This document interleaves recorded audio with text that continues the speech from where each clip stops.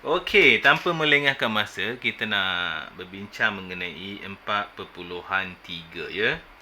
Okey, sebelum cikgu nak teruskan, cikgu nak refer balik kepada perbincangan kita. Okey, ingat tak?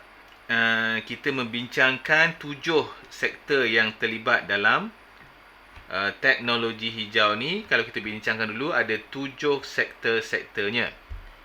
Okey, yang pertama kita ada tenaga, pertanian, pengangkutan, pengurusan sisa, bangunan dan sebagainya lah.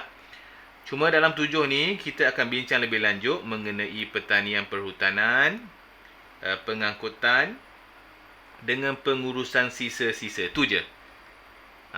So daripada 7 yang kita bincang sebelum ni, hanya 3 je yang main, yang besar yang kita akan teruskan berbincang. Pertanian, perhutanan, pengangkutan dan juga pengurusan sisa-sisa. Okey, ready kan? Ready eh? Okey, kita masuk yang pertama. Isu sosial yang pertama adalah pengurusan sisa-sisa.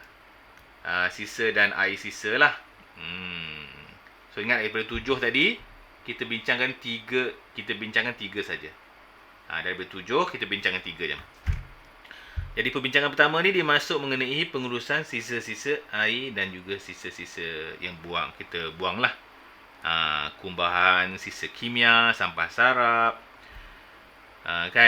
sama ada pepejal, buangan tong sampah dan longkang, sisa makanan. Semua itu namanya isu-isu melibatkan sisa lah.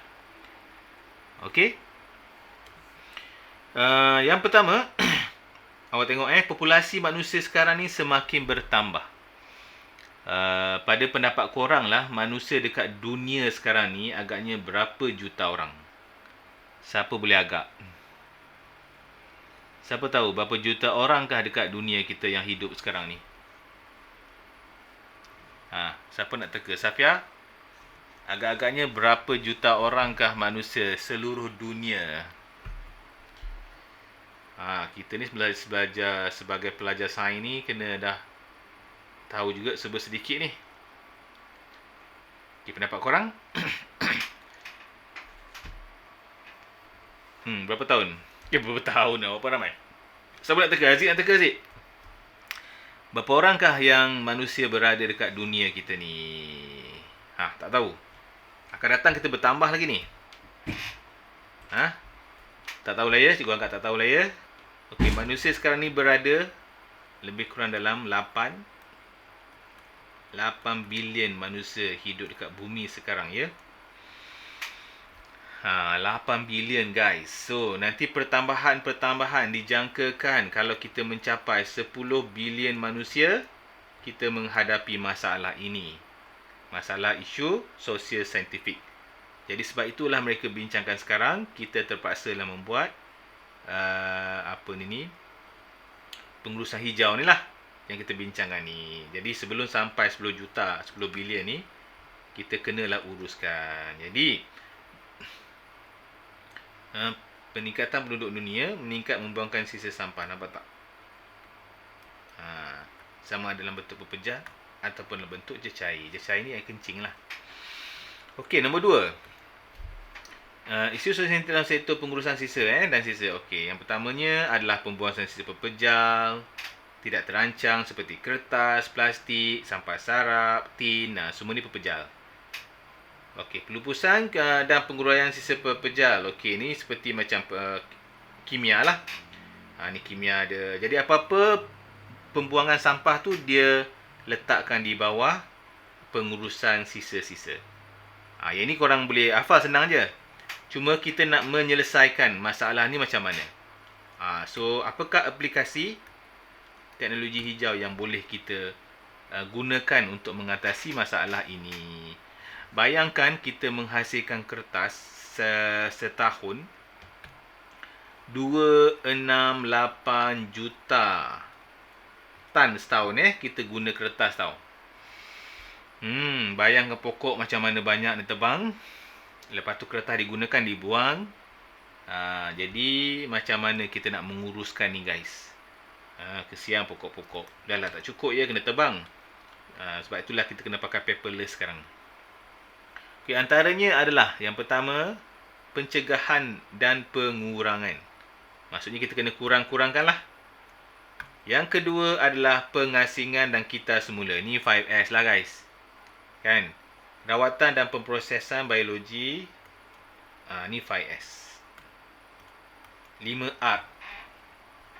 Recycle, reuse, reduce, recovery. So ada 5R.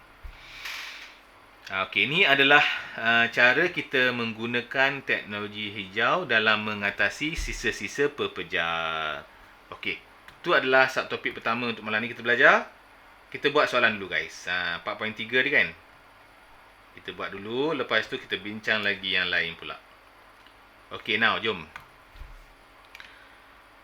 Okey, soalan pertama ditanya adalah pengurusan sisa-sisa ya.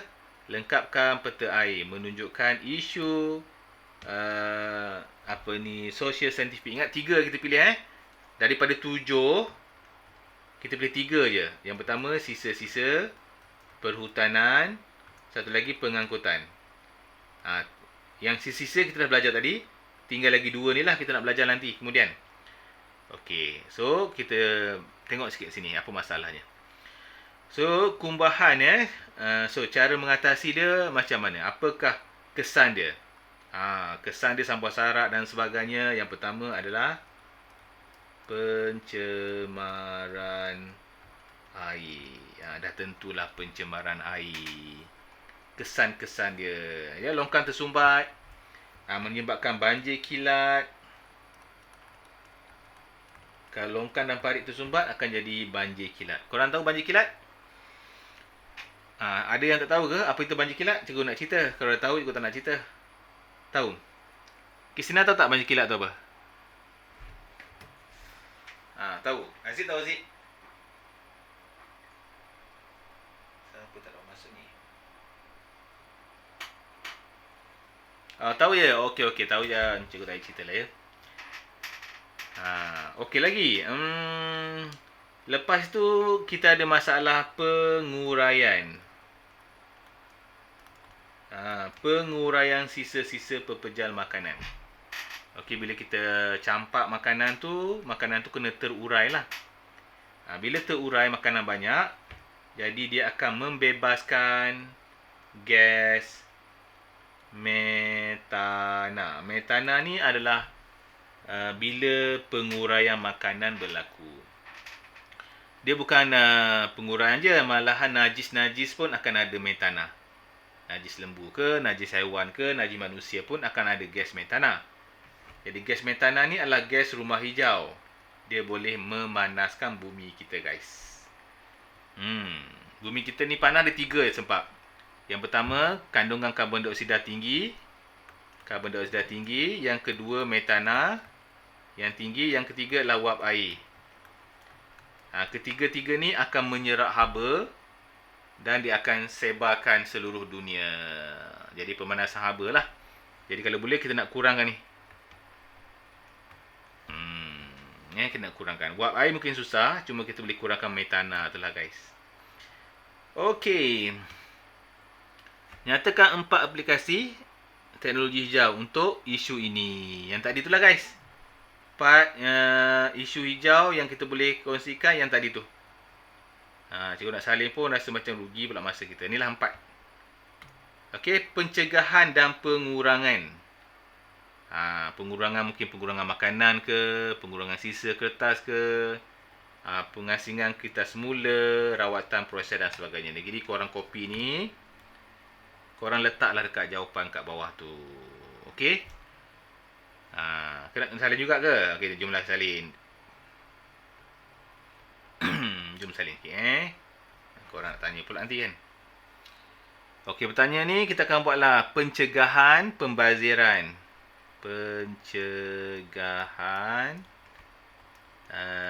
Pembaziran. Ni satu contoh. Okey, pembaziran apa? Pembaziran makanan. Mungkin sisa-sisa makanan, sisa-sisa. Sisa apa? Mungkin saya cakap lah sisa kertas ke.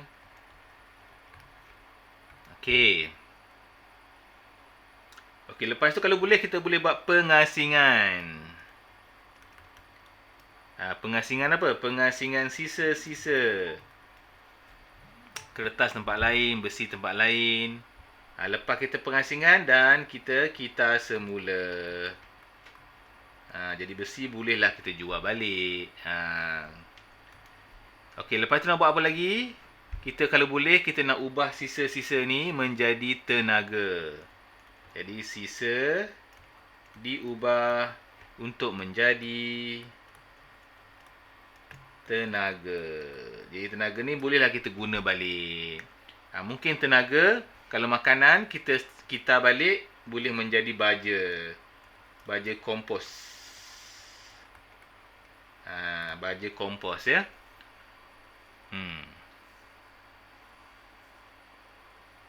Okey. Yang last kita boleh mengurangkan sisa. Mengurangkan tak sesuai kot. Meminimumkan lah.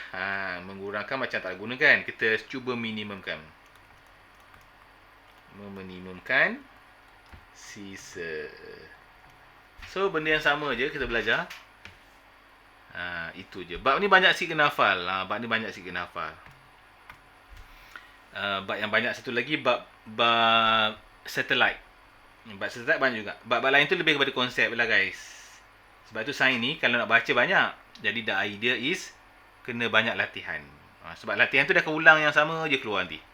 Dan nanti korang akan biasa dengan soalan sains. Okey, cikgu move korang dah salin?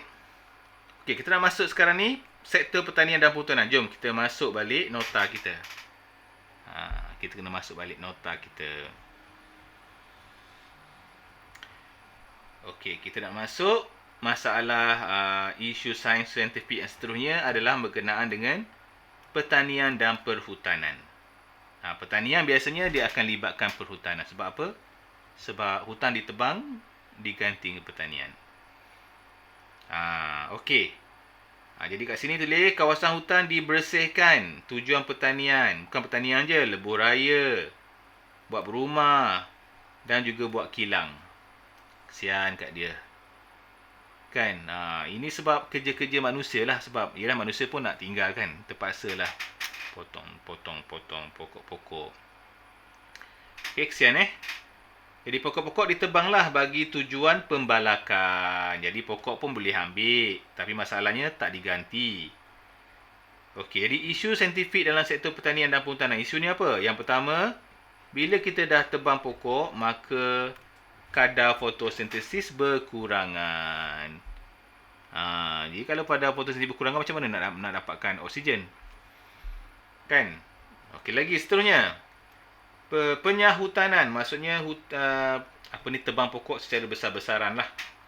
Jadi melibatkan habitat haiwan dan tumbuhan akan hilang. Kesian kat dia.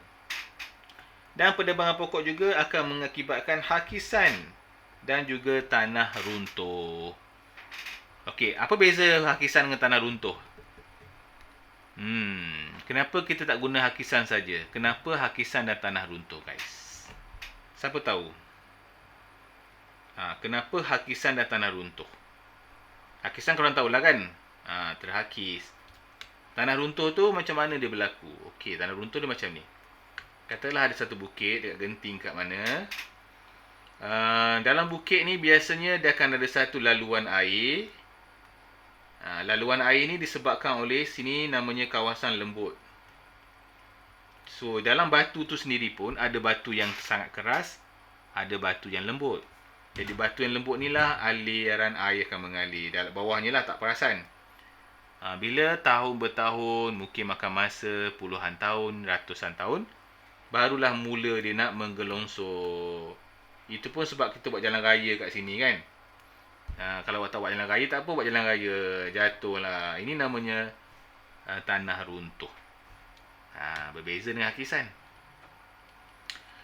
Okey, apa lagi penyebabkan masalah hutan ni? Yang kedua adalah pembakaran terbuka macam dekat Indonesia. Dia bakar-bakar batu jerubu tempat kita. Jerubu tempat kita, guys. Okey, penggunaan baja kimia yang berbanyak-banyak dan juga penggunaan racun. Ni semua ni di bawah pertanian lah ni.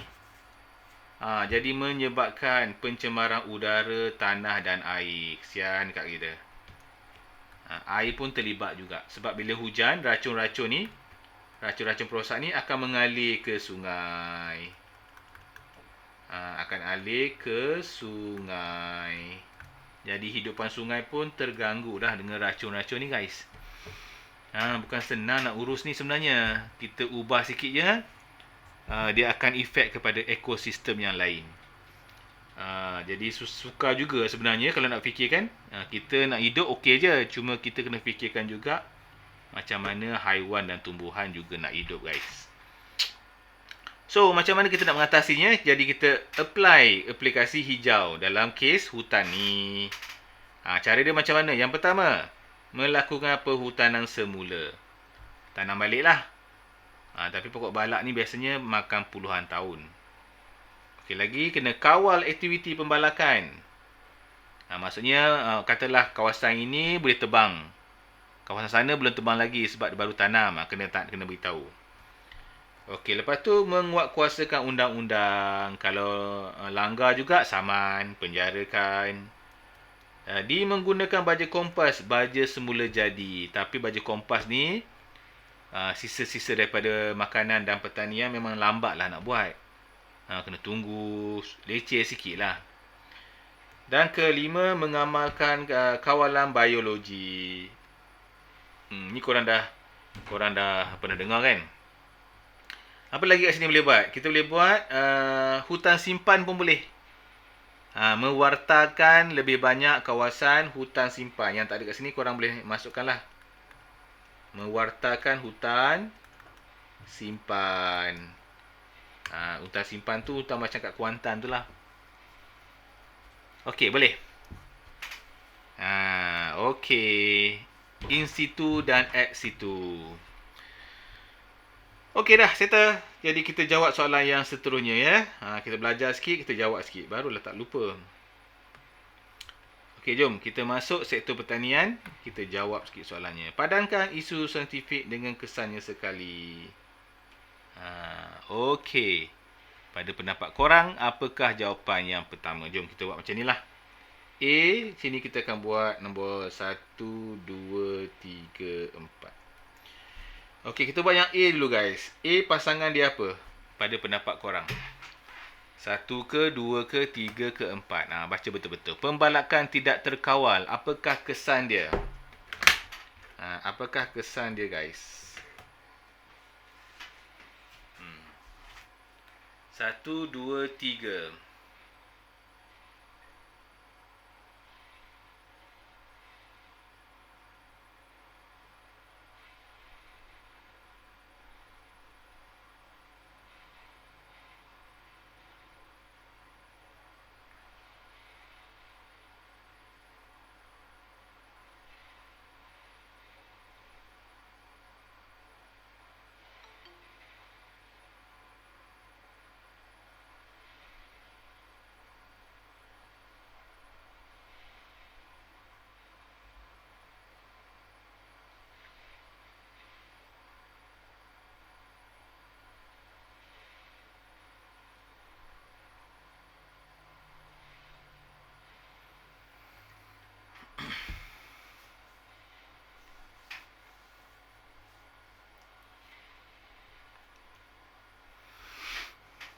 Okey, dah. Tak ada jawapan. Alamak.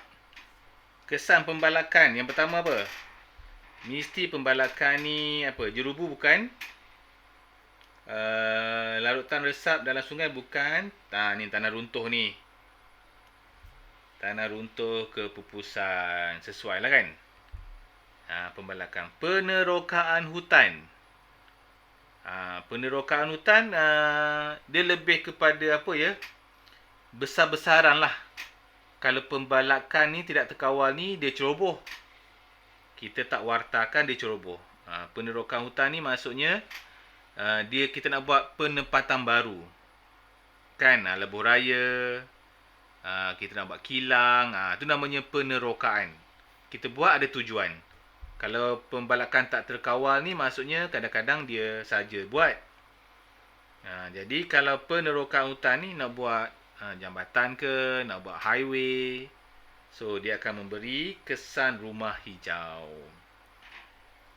Kesan rumah hijau ni adalah pemanasan global lah guys. Okay. Okey, pembakaran terbuka dah tentulah kesannya jerubu. Okey, penggunaan racun-racun inilah yang akan larut dan resap dalam sungai. Okey. Jadi soalannya hampir sama je setiap minggu.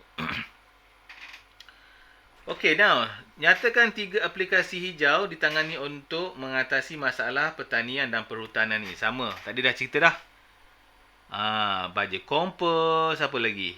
Pembalakan terkawal, mewartakan hutan simpan, mewartakan hutan simpan. Dia nak berapa ni? 3 je dia nak. So senaraikan 3 je lah. Mengawal aktiviti pembalakan. Okey, mengawal aktiviti pembalakan. Macam tu. Okey, mengetatkan undang-undang boleh. Mengetatkan undang-undang.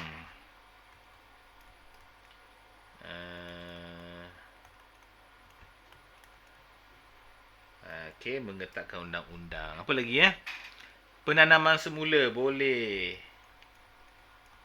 Penanaman hutan semula dan sebagainya lah. Dia nak 3 je. Okey. Kita boleh buat baja kompos. Guna baja kompos. Pun boleh. Okey. Dah. 3 je. Banyak kan? Okey, kita nak masuk isu seterusnya adalah pengangkutan. 3 je guys. 3 Sisa tu perhutanan pertanian. Yang ketiga adalah pengangkutan. 3 ni je isu yang banyak keluar dalam exam nanti. Jadi korang hafal, bukan hafal lah, maksudnya faham 3 ni je lah. Okey, kita bincang sikit. Pasal pengangkutan ni dipanjang sikit. Sebab dia melibatkan kehidupan harian kita. Jadi dia macam panjang sikit lah. Okey, apakah isu mengenai pengangkutan ni? Sudah tentulah dia lebih kepada karbon dioksida, iaitu petro dan juga bahan api fosil. Dia akan mencemarkan udara, sudah tentu guys.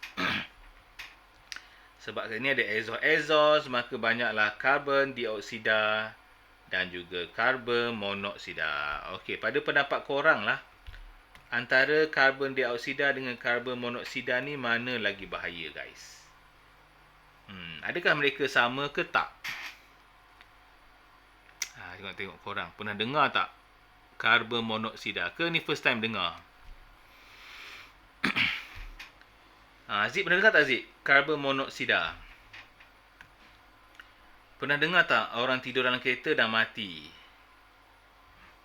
Pernah dengar tak cerita tu?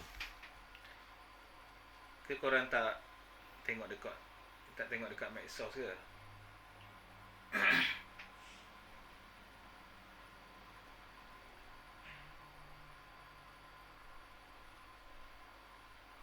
Pernah. Sofia tahu tak Sofia?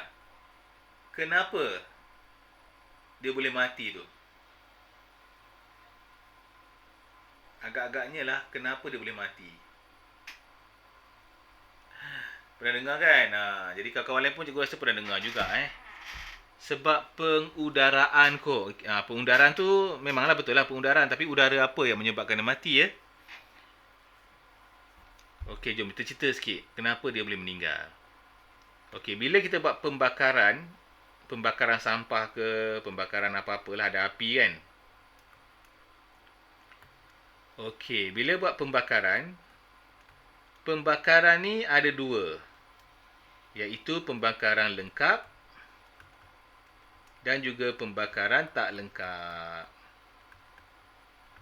Pembakaran lengkap ni mesti dia mempunyai oksigen yang cukup. Ini mempunyai oksigen yang tak cukup. Kalau cukup, dia menghasilkan karbon dioksida. Kalau tak cukup, dia menghasilkan karbon monoksida. Monoksida ni sangat toksik. Toksik pada badan manusia. Jadi, bila kita tidur dalam kereta,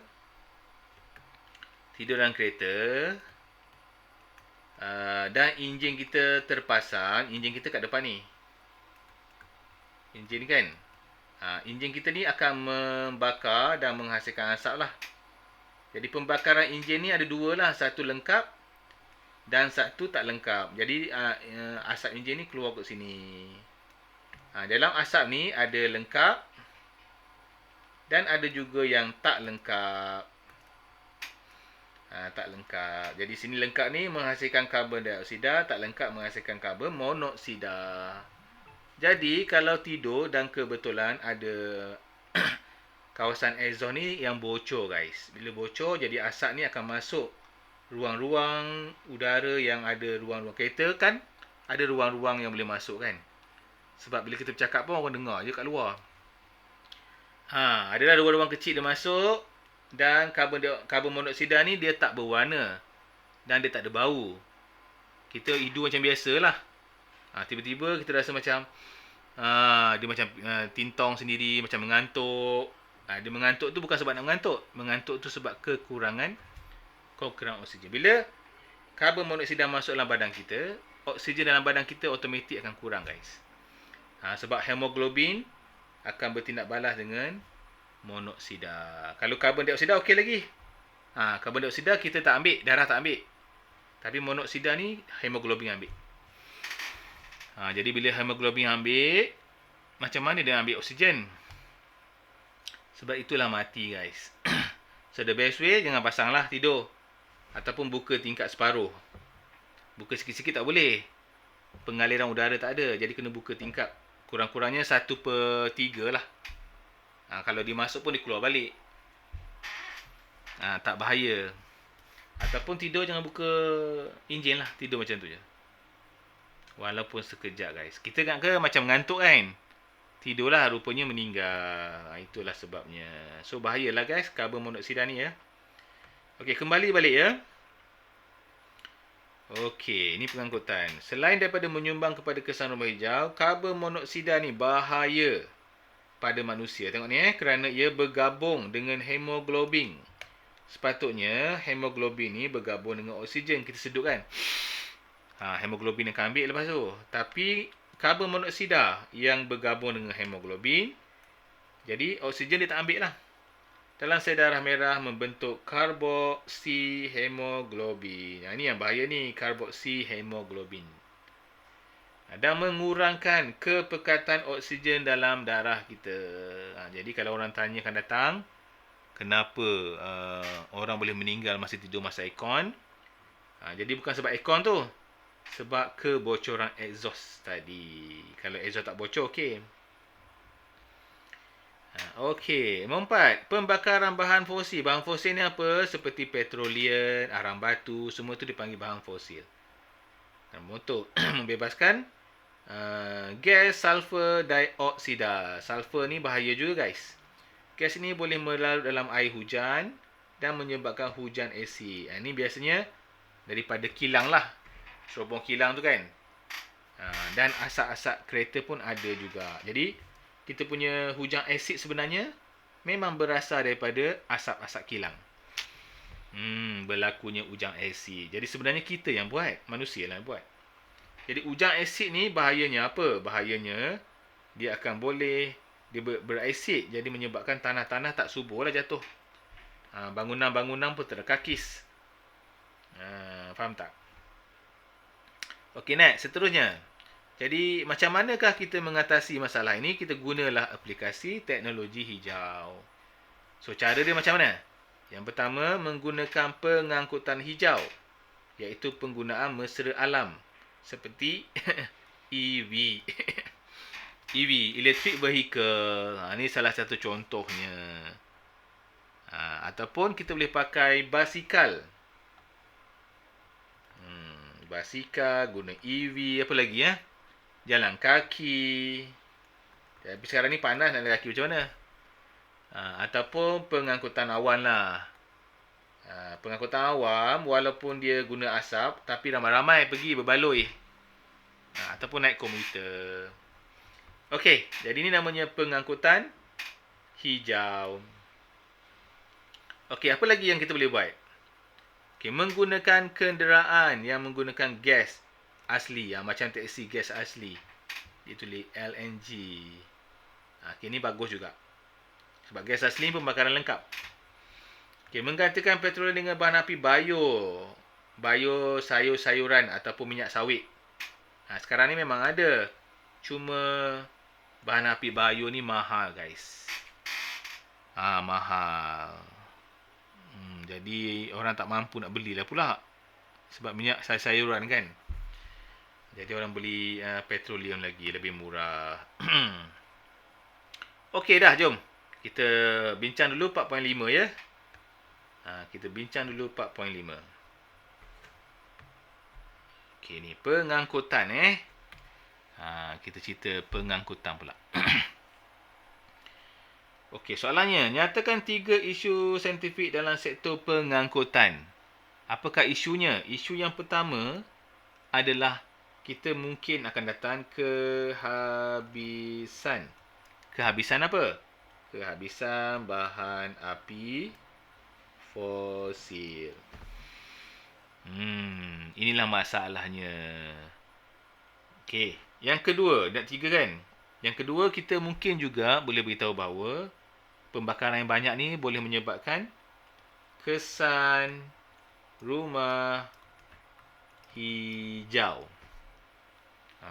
Kesan rumah hijau ni berlaku sebab apa? Sebab akibat pembebasan gas-gas rumah hijau. Gas-gas rumah hijau. Apa gas-gas rumah hijau, guys? Tulislah contoh sikit seperti karbon dioksida dan metana. Ingat dua ni ya. Dua ni namanya gas rumah hijau. Bila sebut gas rumah hijau, dua ni lah. Ada satu lagi ya, wap air. Tapi wap air tu bukan gas lah. Kalau sebut gas, karbon dioksida dan juga metana. Okey. Apa lagi? Okey, kenderaan. Exhaust kenderaan kan. Boleh kata pembakaran bahan api kenderaan boleh menghasilkan apa yang apa tu hujan asid tu namanya adalah gas sulfur dioksida. Boleh menghasilkan sulfur dioksida dan mengakibatkan hujan asid. Tulislah macam tu, guys. Cikgu buat simple lah, senang kalau nak salin. Okey, clear? Senang tak? Senang lah kalau kita dah faham, senang sikit.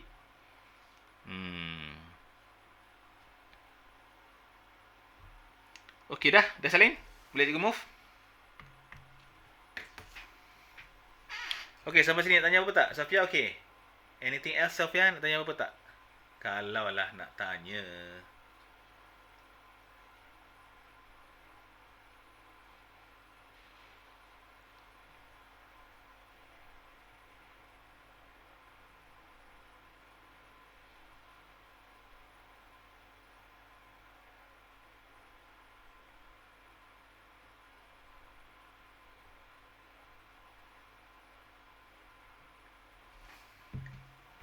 Okey je, jom. Kita masuk soalan yang berikutnya. Okey, nombor 2. Berikan 2 faktor penyumbang bagi isu sosial saintifik yang anda senaraikan dalam satu. Okey, tanya faktor. Faktor ni penyebab lah. Apa penyebabnya? Yang pertama sudah tentulah pertambahan kenderaan.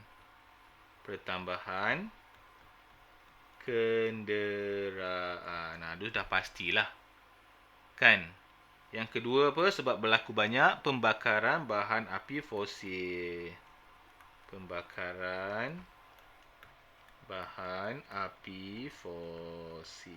Itu sebab-sebab dia. Okey. Ni dia cerita pasal transport ya, pengangkutan. Jadi janganlah kita cerita pasal penerbangan hutang pula. Tak kena-mengena. Jadi tengoklah soalan nak apa. Walaupun penerbangan hutan pun sebenarnya dia menyumbang juga kepada pemanasan global kan. Tapi dia cerita pasal transport. Jadi kita kena bagilah sebab-sebab yang melibatkan transport. Okay, berikan 3 cara penyelesaian. Ni kena guna aplikasi teknologi hijau. Yang pertama apa? Menggunakan apa? Siapa nak cadangkan? Okay, menggunakan apa guys? Kita cerita pasal kenderaan dulu. Kenderaan apa yang perlu kita guna? Kenderaan elektrik. Senang. Kita boleh guna juga gas asli guys. Kenderaan gas asli. Kenderaan gas menggunakan gas asli pun okey. Pembakaran cantik. Jadi 2 tu lah. Dia nak 3 kan. Lagi apa lagi? Kita boleh menggunakan bahan api bio yang mahal tu. Menggunakan bahan api bio daripada minyak sayur tu lah. Untuk apa ni? Untuk menggantikan petroleum. Menggantikan petroleum. Okey. Kita boleh pakai menggunakan pengangkutan awam.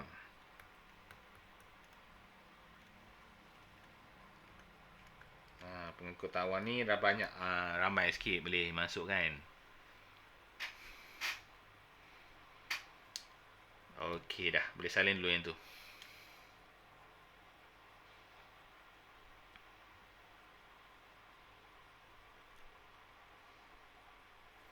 Okey, guna habiskan malam ni juga ni, sikit lagi tinggal Kita nak masuk teknologi hijau ni dalam kehidupan kita. Ni.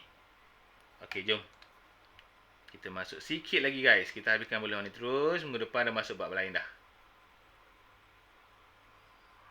Okey, sikit lagi ya. Okey, now. Kita nak masuk mengenai teknologi hijau dan kehidupan ni. Okey, yang pertama, kita kena tahu mengenai jejak kaki karbon. Pernah dengar jejak kaki karbon? Ke first time dengar? Carbon footprint namanya. Jadi, jejak kaki karbon ni sebenarnya ialah jumlah gas rumah hijau. Terutamanya karbon dioksida yang dibebaskan ke atmosfera. Selalu karbon dioksida keluar ya. Sebab tu namanya jejak kaki karbon. So, apa yang menghasilkan karbon? Okey, peranan individu dalam menangani fenomena pemanasan global, iklim dan karbon. Okey, ni adalah cara kita nak menanganinya lah. Yang pertama, tukarkan kepada sumber tenaga yang baharu. Tukar kepada sumber tenaga yang baharu. Macam mana nak buat tenaga yang baharu tu? Kena fikirkanlah. Okey, kurangkan pemanduan dengan berjalan kaki. So kena kena jalan kaki lah pula. Tunggang basikal, berkongsi kenderaan, pengangkutan awam dan sebagainya. Ini langkah-langkah kita lah. Kurangkan penggunaan tenaga elektrik. Ya, elektrik walaupun nak pakai kereta elektrik kat rumah pun kena kurangkan juga. Sebab untuk menghasilkan elektrik ada 2 cara. Yang pertama, kita pakai hidroelektrik. Yang kedua, kita pakai pembakaran arang. Kita kat Malaysia ni dua-dua pakai tau. Jadi lagi banyak pakai elektrik, lagi banyaklah pembakaran arang dan juga gas. Kurangkan pembelian barang baharu dan kita semula macam telefon lah, tak sempat nak rosak nak beli iPhone baru kan. Kurangkan penggunaan air. Kompos sisa makanan, buat baja lah ni ya. Kompos ni buat baja. Pasang panel solar di rumah. Siapa kat sini dah pasang panel solar kat rumah sikit-sikit? Cikgu pasang juga sikit-sikit guys, tapi tak banyak lah. Lampu-lampu jaga tu pasang je. Okey, boleh terima sampai sini? Boleh Cikgu teruskan ya? Okey, kita habiskan ni dah, settle. Minggu depan dah tak payah buat dah.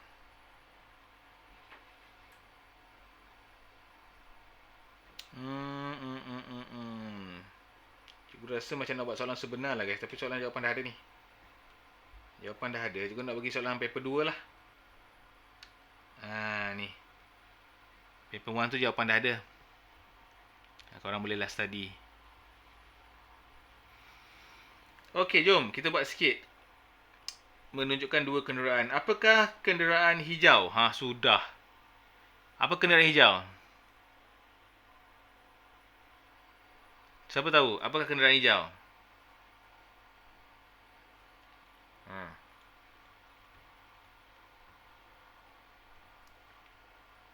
Dah, tak ada idea. Kenderaan yang mesra alam. Kenderaan hijau ni kenderaan yang mesra alam. Yang mana tidak membebaskan asap ke persekitaran. Tidak membebaskan asap ke persekitaran.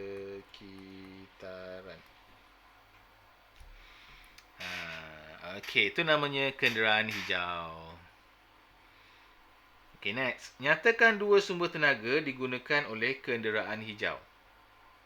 Okey, pada pendapat korang, apakah dua sumber tenaga yang digunakan oleh kenderaan hijau? Kenderaan hijau. Dia tak ada asap ni guys. Tak ada asap ni. Jadi nak guna apa? Dah tentulah guna tenaga elektrik.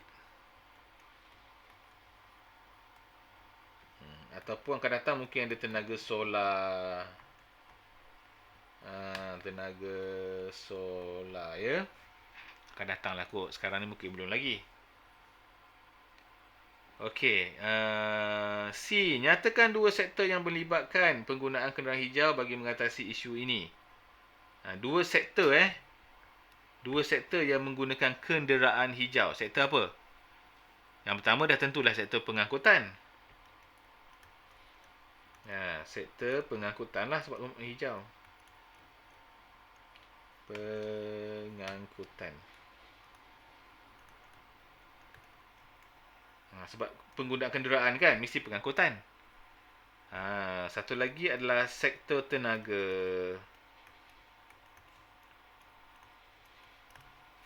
Sektor tenaga ni macam tenaga solar. Okey dah. Nyatakan satu bahan api yang sesuai menggantikan bahan api fosil bagi mengelakkan pembebasan karbon dioksida. So kita pakailah bahan bio. Bahan api bio. Okey, bahan api bio daripada minyak sayur-sayuran. Senang. Okey dah, kita masuk lagi yang soalan seterusnya. Apakah aktiviti manusia ditunjukkan dalam rajah ini?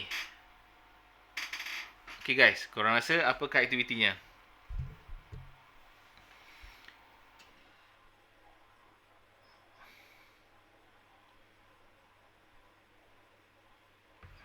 Apakah aktiviti ini? Kita boleh kata dia tak clear sangat kan? Nak kata balak bukan balak ni. Kalau balak kita boleh katalah pembalakan haram. Penebangan pokok ni mungkin kalau pokok kecil-kecil ni mungkin kita dalam kepala kita mungkin dia nak buat jalan raya kot. Ataupun nak buat rumah ke. Kalau jalan raya ke rumah kita buatlah penerokaan hutan. Penerokaan hutan. Kalau nampak pokok besar-besar tu koranglah buatlah pembalakan haram. Macam tu. Tapi kalau nak buat pembalakan haram ni boleh juga. Sebab gambar rajah tak sure tak. Okay, nyatakan dua kesan daripada aktiviti ini dilakukan berleluasa.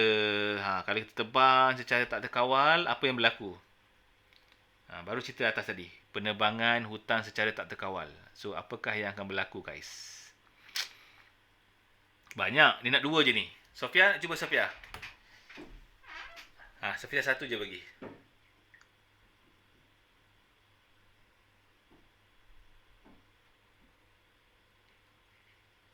Ada kawan lain ada?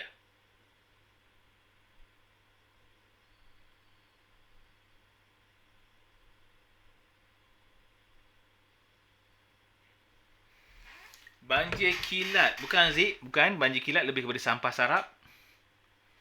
Sampah sarap yang sangkut dalam longkang. Banjir kilat ni banjir kalau hujan sekejap je naik air. Lepas tu turun sekejap. Disebabkan longkang tersumbat. Itu banjir kilat. Pemanasan global, yes. Pemanasan global betul. Kesan rumah hijau. Kesan rumah hijau. Okey. Pemanasan global tu terletak dalam kesan rumah hijau. Kesan rumah hijau lagi banyak lah. Pemanasan global tu salah satu daripada kesan rumah hijau. Satu. Yang kedua, mungkin juga yang kedua ni kita boleh buat apa ya? Hakisan lah. Hakisan tanah. Okey, tanah runtuh boleh juga tu atas bukit.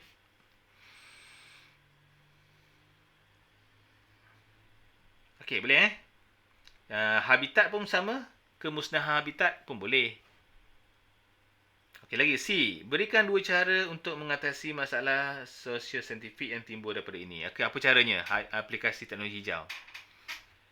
Yang pertama, dah tentulah penanaman semula. Penanaman semula. Ni cerita pasal hutan dan pertanian ni, guys. So, apa lagi, guys, yang kita boleh settlekan?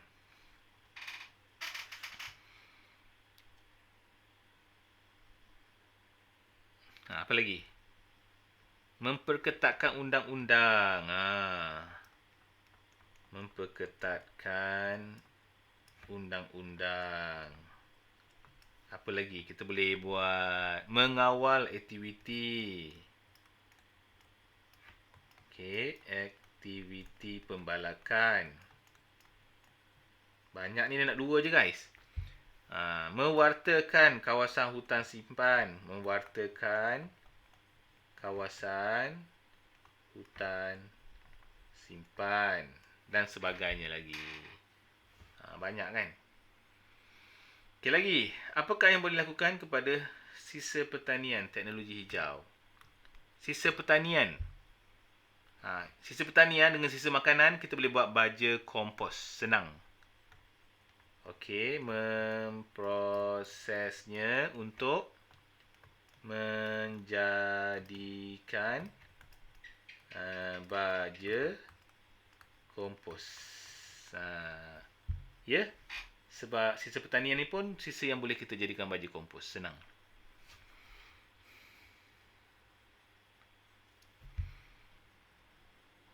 Okey, lagi.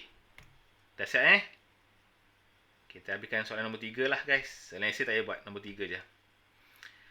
Raja menyebabkan kesesakan lalu lintas. Apakah yang menyebabkan kesesakan lalu lintas ni? Okey, pada pendapat korang. Okey, apakah penyebab dia, guys? Cuba tengok betul-betul. Apakah penyebab dia?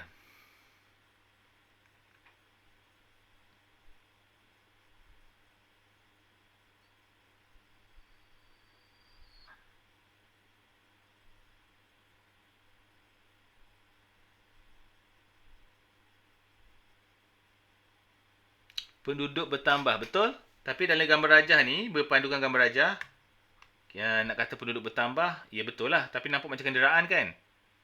Kita kena buatlah pertambahan kenderaan. Pertambahan kenderaan. Jadi jawapan kita tu berpandukan tengok gambar rajah tu lah. Kalau penduduk bertambah ni mungkin bangunan ke, dia tunjuk bangunan rumah-rumah ke, mungkin penduduk bertambah. Tapi apa Haziq pun boleh terima tu Zik. Penduduk bertambah, logik lah sebab kenderaan bertambah, penduduk bertambah. Okey, lagi B, berikan dua isu sosial-saintifik akibat daripada pertambahan kenderaan ini. Dah tentu yang pertama, kesan rumah hijau. Kesan rumah hijau. 2 markah. Kesan rumah hijau memberi apa? Kesan rumah hijau ni apa? Sebab akibat pelepasan gas rumah hijau. Tulis kalau terang boleh juga. Kesan rumah hijau akibat pelepasan gas-gas rumah hijau. Kalau rasa nak cerita panjang lah. Tambah lagi boleh. Seperti karbon dioksida dan metana. Macam tu. Tapi kenderaan tak menghasilkan metana. Metana ni najis je. Jadi kita buatlah karbon dioksida dengan karbon monoksida sebab dia melibatkan kenderaan saja. Jadi jawapan kita pun bergantung kepada gambar rajah lah guys. Okey. Jadi jangan lupa kenderaan juga menghasilkan sulfur dioksida di mana boleh menghasilkan hujan asid. Itu dia. Hujan asid daripada asap kenderaan. Macam tu. Yang mengandungi, tambah sikit. Mengandungi gas sulfur dioksida. Sulfur dioksida. Macam tu guys. Adakah sulfur dioksida saja yang boleh menghasilkan gas hujan asid? Tak, ada satu lagi. Satu lagi namanya nitrogen dioksida. Nitrogen bukan dioksida, nitrogen oksida aja. Jadi ada dua lah guys. Kalau korang nak hafal lah. Cikgu cadangkan korang hafal sulfur dioksida dah cukup dah. Nitrogen oksida ni maklumat tambahan lah. Kalau korang sanggup nak hafal. Tak payahlah banyak-banyak guys. Cukuplah sulfur dioksida aja. Okey lagi. Berikan dua cara untuk mengatasi masalah ini. So, apakah dua cara itu? Mungkin kita boleh kata menggunakan kenderaan hijau.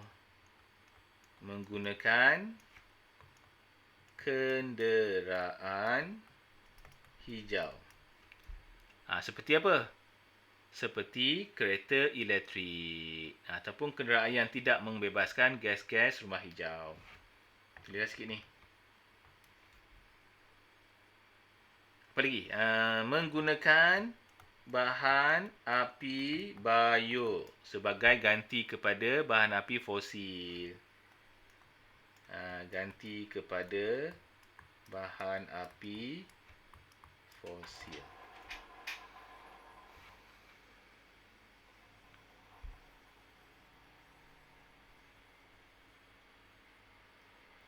Okey, apa ni? Saya nyatakan negara Malaysia telah memaplikasi teknologi hijau di atas penggunaan yang awam. Okey, kita boleh buat Melaka. Sebab Melaka ni kadang-kadang kita guna teksi kan. Okey guys. Itu sajalah cikgu rasa cukup malam ni. Kita dah habis buat ni guys.